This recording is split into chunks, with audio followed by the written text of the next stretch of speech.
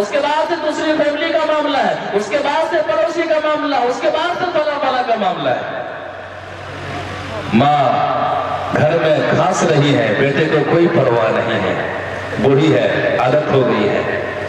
گھر میں کیا ہو رہا ہے ماں باپ سے کوئی مطلب نہیں ہے۔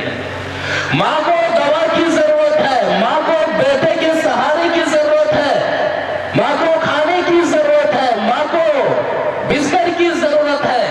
باپ بیٹے کو کوئی پرواہ نہیں، کیا عادت ہو گئی ہے، عادت ہو گئی ہے، عادت ہو نہیں رہی ہے۔ آپ نے حق کو بھلا دیا ہے، ماں کے حق کو بھلا دیا ہے، ماں کے حق کو فراموش کر دیا ہے۔ اسی طرح سے اللہ کے رسول صلی اللہ علیہ وسلم کے پاس ایک صحابی آتے ہیں، میں ہجرت کرنا چاہتا ہوں، بہت بڑا ثواب ہے ہجرت کرنا۔ ہجرت کرنے سے پچھلے سارے گناہ معاف ہو جاتے ہیں، سارے گناہ معاف ہو جاتے ہیں۔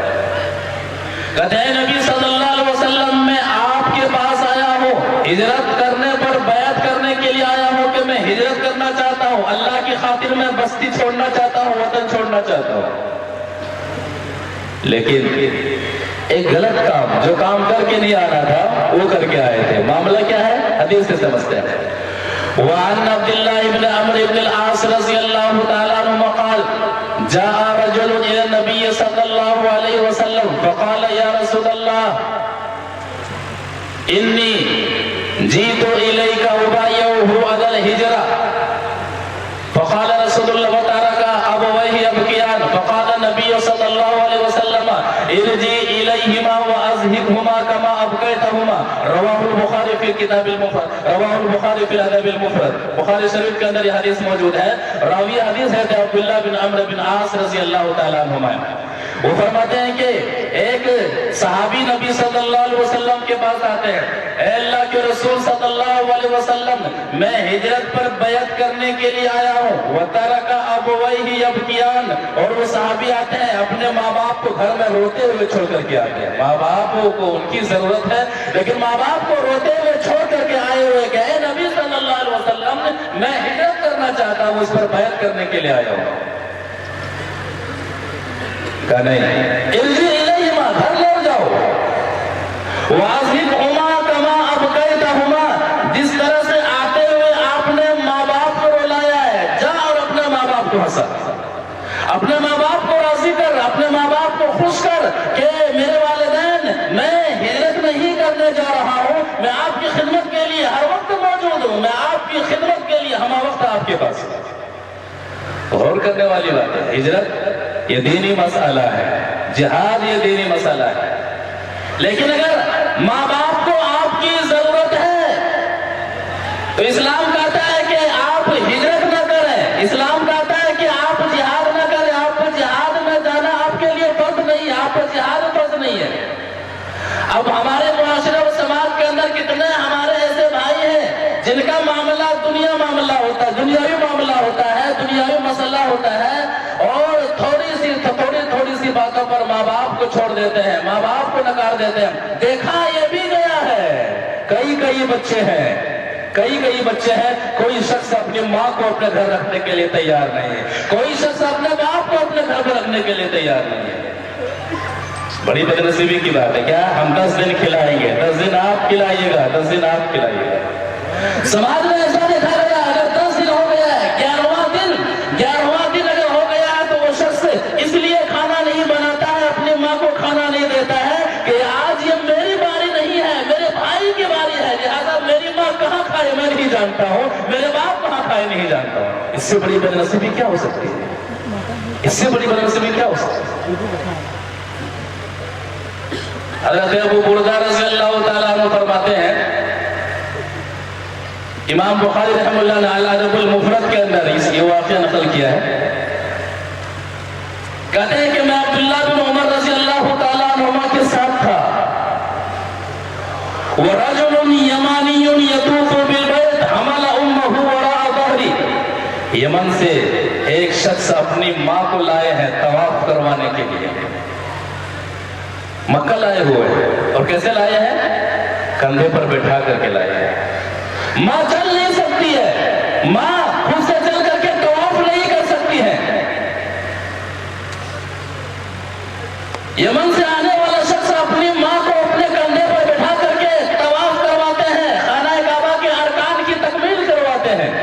शेर कहते हैं इन्नी लहा बईरुहल मुज़ल्लल इन उज़िरत रिकाबुहा लम उज़र, मैं अपनी माँ के लिए फर्मा बरदार ऊँट हूँ, अगर ऊँट बिदक जाए तो मैं बिदकने वाला नहीं हूँ। यानी मेरी माँ मेरे ऊपर बैठी हुई है, इसके लिए जितनी भी मुझे तकलीफें हो, जितनी भी परेशानियां हो, सारी तकलीफों को मैं बर्दाश्त करने के लिए तैयार हूँ।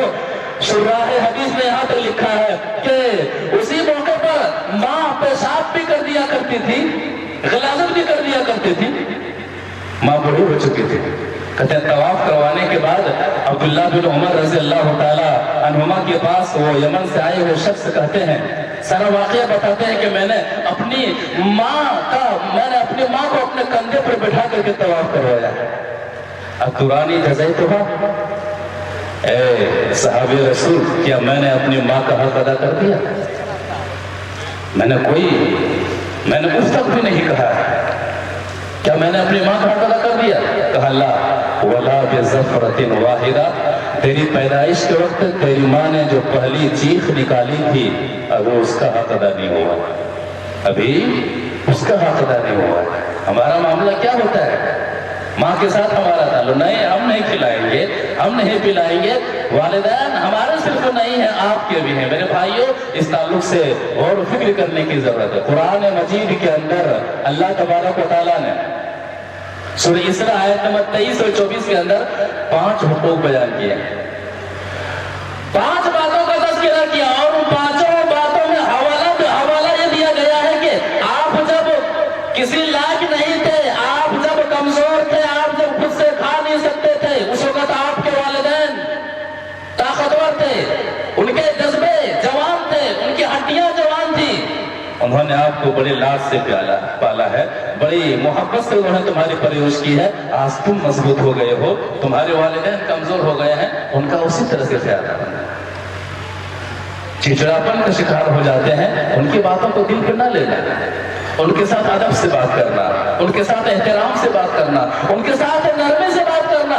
जब भी बूढ़े वालिदैन आपको तकलीफ दे, परेशान करे, ऐसे मौके पर समझना कि बुढ़ापा का मामला है।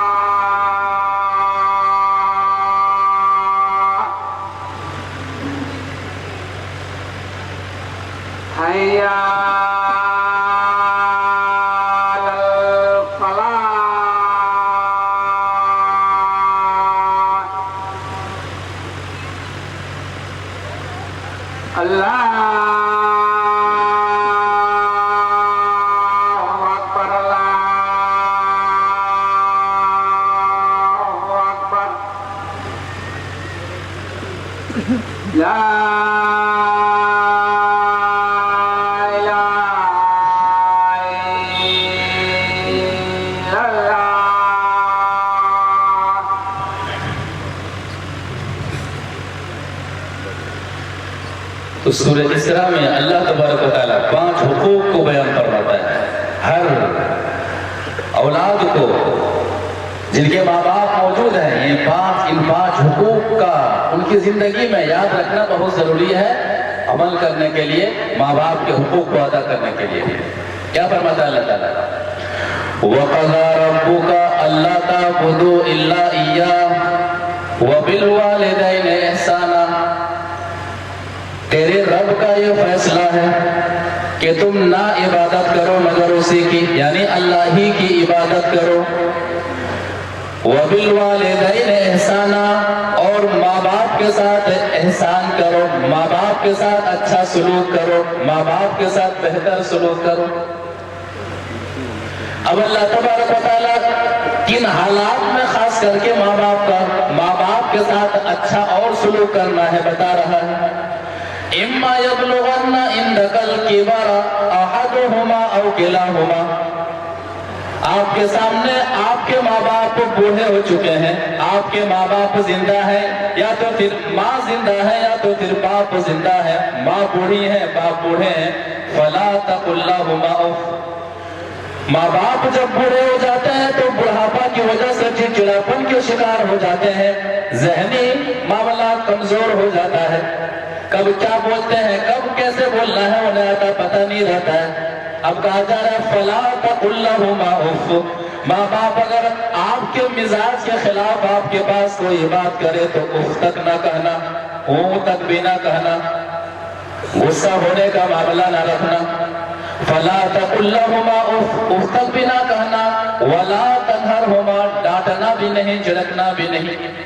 وقل لہما قولا کریما، اور ماں باپ کے سامنے ادب و احترام کے ساتھ پیش آنا، عاجزی سے پیش آنا.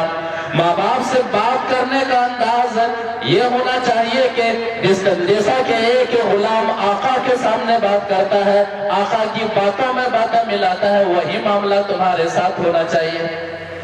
وَاخْفِضْ لَهُمَا جَنَاحَ الذُّلِّ مِنَ الرَّحْمَةِ. ماں باپ کے سامنے رحمت کے بازو کو پست کر دینا، یعنی ماں باپ ایسا نہ ہو کہ آپ سے بات کرنے میں ڈرے کہ پتہ نہیں اگر میں بولوں گا تو کہیں میرا بیٹا مجھ سے ناراض نہ ہو جائے.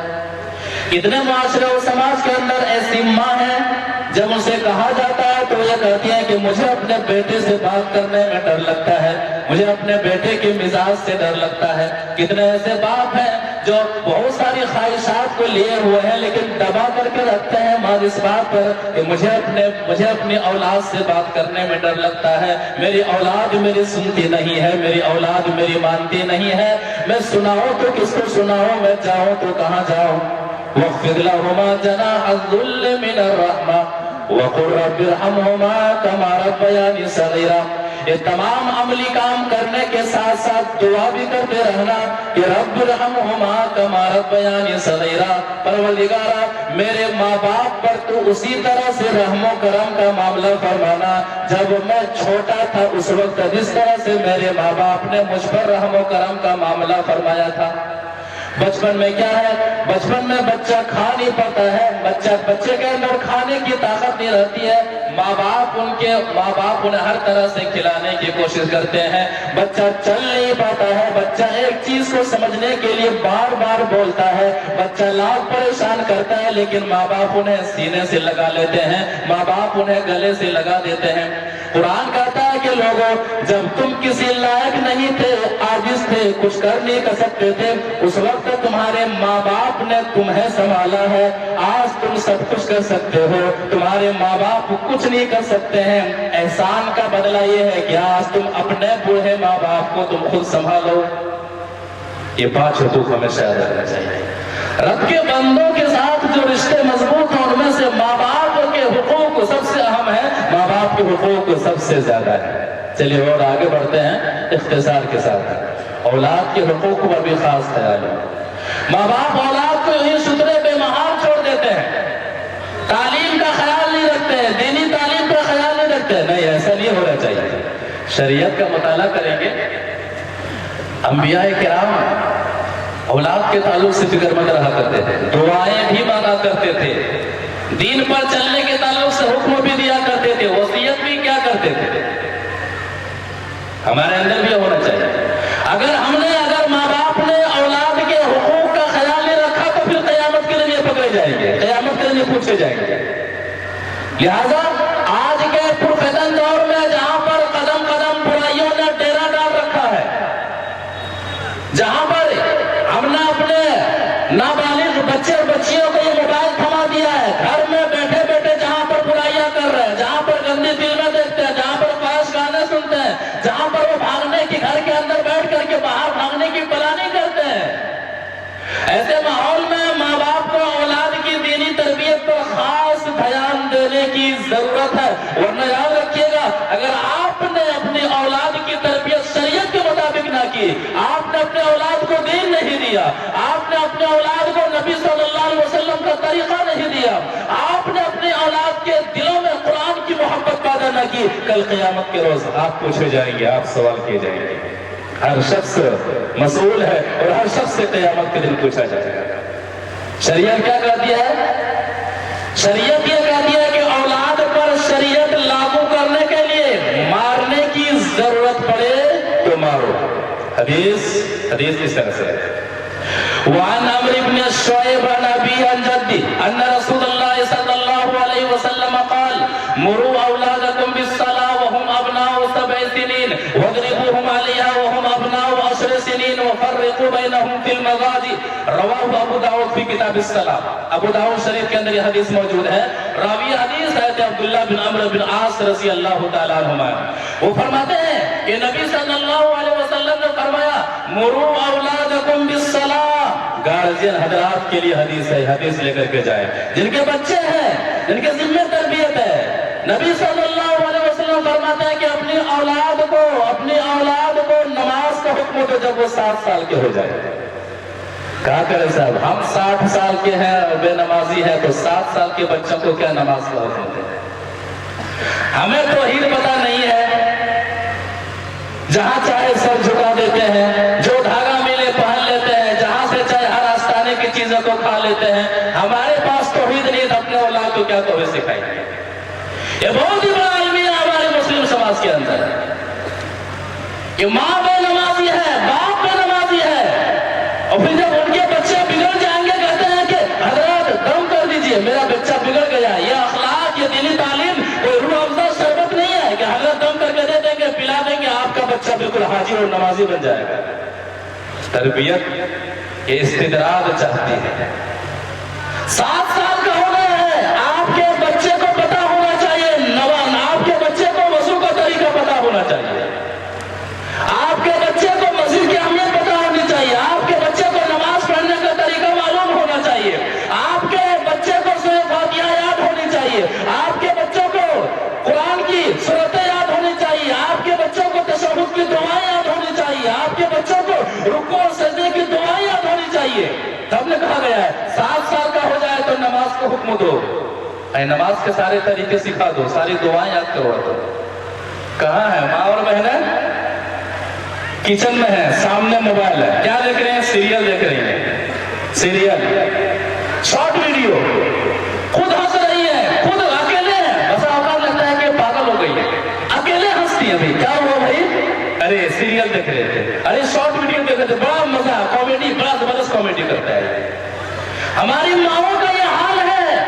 لہذا ہماری ماؤں اور بہنوں کو تربیت کے تعلق سے سیرت عائشہ پڑھنے کی ضرورت ہے, سیرت فاطمہ پڑھنے کی ضرورت ہے, سیرت خدیجہ پڑھنے کی ضرورت ہے. لہذا اگر ہماری مائیں اور بہنیں چاہیں, اور اگر ہماری مائیں اور بہنیں چاہتی ہیں کہ اس دور کے اندر بھی صلاح الدین ایوب جیسی شخصیت پیدا ہو, محمد بن قاسم جیسی شخصیت پیدا ہو, انہیں ماؤں جیسا کردار ادا کرنا ہوگا. ان کی زندگی میں تربیت کا معاملہ, دینی معاملہ ہونا بہت ضروری ہے. جب بچے 7 سال کے ہو جائیں, نماز کا حکم دو. 10 سال ہو گیا ہے, نماز نہیں پڑھ رہا, مارو. مارتے ہیں کیوں؟ ٹیوشن نہیں جا رہا ہے, صحیح سے ہوم ورک نہیں بناتا ہے, مارکس کتنا کم آیا ہوا ہے, 5 گھنٹہ 6 گھنٹہ دنیاوی تعلیم میں دیتا ہے, پھر کہتے ہیں میرا بچہ بگڑ گیا. نہیں, مارو. اگر آپ کا بچہ فجر میں نہیں اٹھتا ہے, آپ انہیں ماریے. شریعت یہ کہتی ہے ادب سکھانے کے لیے, دین سکھانے کے لیے انہیں ماریے. یہ نبی صلی اللہ علیہ وسلم کا حکم ہے. اسی طرح سے دعائیں انبیاء ہیں، اولاد کے تعلق سے فکر مند رہیے، آپ بھی اللہ تبارک و تعالیٰ سے رشتے کو مضبوط رکھیے اور اپنی اولاد سے رشتوں کو مضبوط رکھنے کے لیے اولاد کے تعلق سے دعا کیجیے۔ سورہ صافات آیت نمبر 100 دیکھیے، سورہ ابراہیم آیت نمبر 40 دیکھیے، ابراہیم علیہ السلام کیا دعا کرتے ہیں؟ رب ہب لی من الصالحین، اے اللہ مجھے صالح اولاد عطا فرما، مجھے نیک اولاد عطا فرما۔ ایک اور جگہ ابراہیم علیہ السلام دعا کرتے ہیں، رب اجعلنی مقیم الصلاۃ ومن ذریتی ربنا وتقبل دعا، اے میرے رب مجھے نماز قائم کرنے والا بنا۔ لوگوں، ابراہیم علیہ السلام کی فکر نماز کے تعلق سے دیکھ لیجئے ہماری فکر کیا ہے۔ اے میرے رب مجھے ایسا بنا دے کہ میں نماز قائم کروں، میں نماز سے بہت زیادہ محبت کروں، میں ہر حال میں نماز پڑھوں۔ جب میں نماز میں کھڑا ہوں تو میرا حال یہ ہو کہ گویا میں اللہ کو دیکھ رہا ہوں یا پھر اللہ مجھے دیکھ رہا ہے۔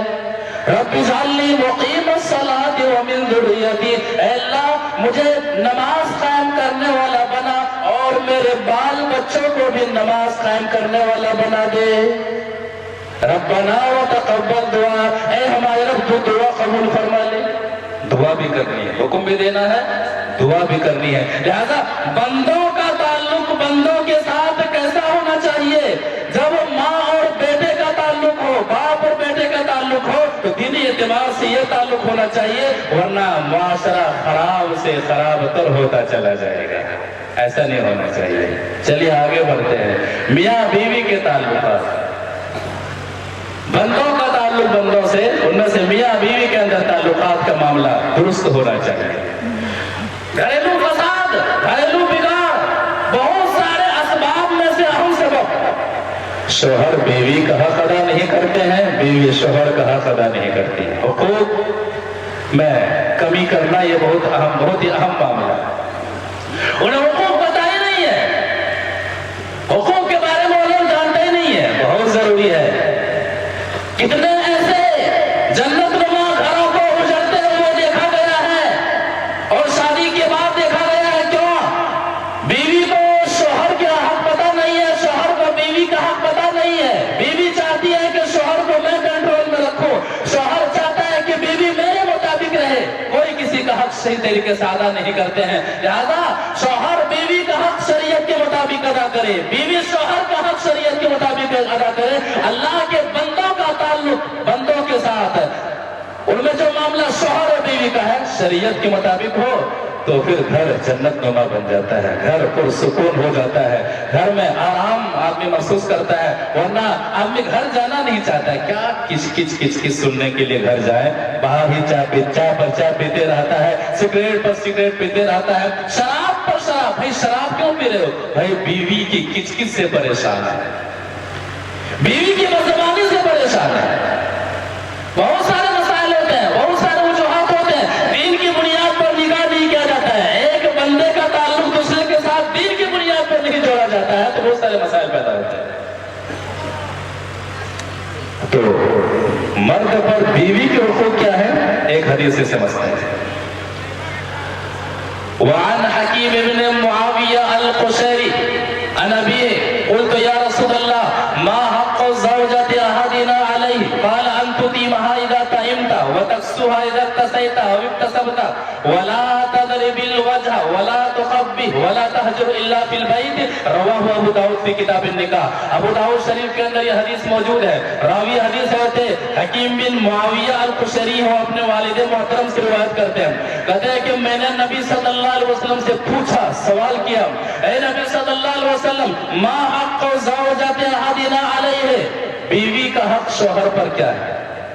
یہ سوال بہت کم ہوتا ہے، صرف یہ سوال ہوتا ہے کہ بیویوں پر شوہر کے حقوق کیا ہے، لیکن یہ سوال بھی ہونا چاہیے کہ ہم شوہر پر ہماری بیوی کے کیا حقوق ہیں۔ نبی صلی اللہ علیہ وسلم فرماتے ہیں ان تطعمها اذا طعمت، جس لیول کا کھانا آپ کھاتے ہیں انہیں بھی کھلائیں۔ ایسا نہیں ہے کہ ساگ بھات کھائے گھر میں اور آپ ہوٹل میں جا کر کے کھا رہے ہیں، ایسا نہیں ہونا چاہیے۔ بہت سارے ایسے مرد آپ کو ملیں گے، گھر میں کیا ہے، اناج ہے کہ نہیں ہے کوئی پرواہ نہیں، وہ بندہ باہر گھوم پھر رہا ہے۔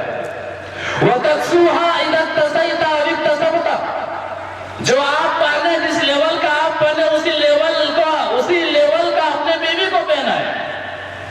ولا تضرب الوجہ، چہرے پر نہ مارے۔ انبن کا معاملہ ہو تو اسلام انہیں طریقہ بتاتا ہے، مارنے سے پہلے سمجھایا جائے، طرفین کو جمع کیا جائے تاکہ یہ دو بندوں کے درمیان جو رشتہ ہے اس کے اندر کھٹاس پیدا نہ ہو، یہ رشتہ ٹوٹے نہیں، یہ رشتہ جمع رہے۔ طرفین کے لوگوں کو بلایا جائے، انہیں سمجھایا جائے، بستر سے الگ کیا جائے۔ یہ سارے اصول ہیں، یہ ساری ترتیب ہے۔ ولا تضرب الوجہ، اگر مارنے کی نوبت آ جائے چہرے پر نہیں مارنا۔ ولا تقبح، انہیں گالی گلوچ نہ کرنا، تمہاری اماں ایسی ہے، تمہاری بہن ایسی ہے، تمہارے بھائی ایسے ہیں، تمہارا خاندان ایسا ہے، تو ایسی ہے، غلط بات ہے، غلط بات ہے۔ ولا تہجر الا فی البیت، گھر میں ہی رکھنا ہے، لات مار مار کر کے گھر سے باہر نکال دیا جائے کہ ہٹو یہاں سے، نکلو یہاں سے، نہیں، جب تک وہ بیوی ہے، وہ آپ کی بیوی ہے، لہذا خوشی کے عالم میں بھی حق ادا کرنا ہے، انبن کے عالم میں بھی حقوق ہیں کہ انہیں گھر سے نہ نکالا جائے۔ معاملہ ان کے ساتھ ہو تو اپنے سسرال والوں کو برا بھلا نہ کہا جائے، یہ حقوق ہے، اور بہت سارے حقوق ہو سکتے ہیں۔ بیوی پر شوہر کے حقوق کیا ہیں؟ ایک حدیث سے سمجھتے ہیں۔ وعن معاذ بن جبل رضی اللہ تعالیٰ عنہ قال قال رسول اللہ صلی اللہ علیہ وسلم لو امرت احدا ان يسجد لاحد لامرت المرأة ان تسجد لزوجها من عظم حقه عليها فلا تجد امرأة حلاوة الايمان حتى تؤدي حق زوجها ولو سألها نفسها